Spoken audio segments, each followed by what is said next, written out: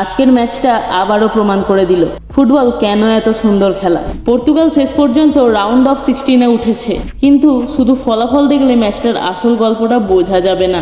পুরো ম্যাচে এত ওঠানামা ছিল যে শেষ বাঁশি বাজার আগে কিছুই নিশ্চিত ছিল না। এই খেলার মধ্যে আমার সবচেয়ে ভালো লেগেছে পর্তুগালের মনের জোর। ম্যাচের শুরুতে তারা নিজেদের সেরা খেলাটা খেলতে পারছিল না। ক্রোয়েশিয়া গোল করার পর মনে হচ্ছিল ম্যাচটা হাতের বাইরে চলে যেতে পারে, কিন্তু সেখান থেকেই পর্তুগাল ধীরে ধীরে ম্যাচে ফিরে আসে। তারপর আসে সেই গুরুত্বপূর্ণ VAR চেক আর রোনালদোর পেনাল্টি। এমন চাপের মুহূর্তে গোল করা মোটেও সহজ নয়। সেই গোলটা শুধু স্কোর সমান করেনি, পুরো ম্যাচের মোড়টাই ঘুরিয়ে দিয়েছিল। এরপর থেকে পর্তুগাল অনেক বেশি আত্মবিশ্বাস নিয়ে খেলা শুরু করে। কোচ রবার্তো মার্তিনেজের সাবস্টিটিউটগুলো ছিল অসাধারণ ট্যাকটিক।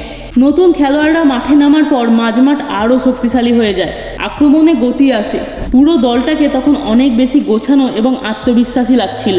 শেষের সময়টা ছিল উত্তেজনাপূর্ণ, একের পর এক আক্রমণ, VAR, অফসাইড, সব মিলিয়ে শেষ কয়েক মিনিটে কি হবে সেটা কেউ বলতে পারছিল না।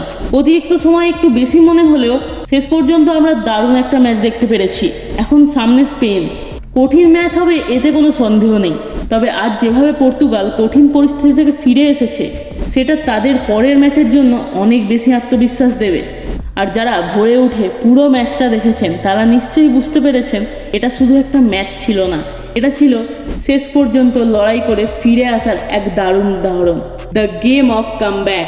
আপনার মতে ম্যাচের সবচেয়ে গুরুত্বপূর্ণ মুহূর্ত কোনটা ছিল? কমেন্টে অবশ্যই জানাবেন। দেখা হবে পরের ভিডিওতে। সাবস্ক্রাইব করতে ভুলবেন না। Viva Portugal.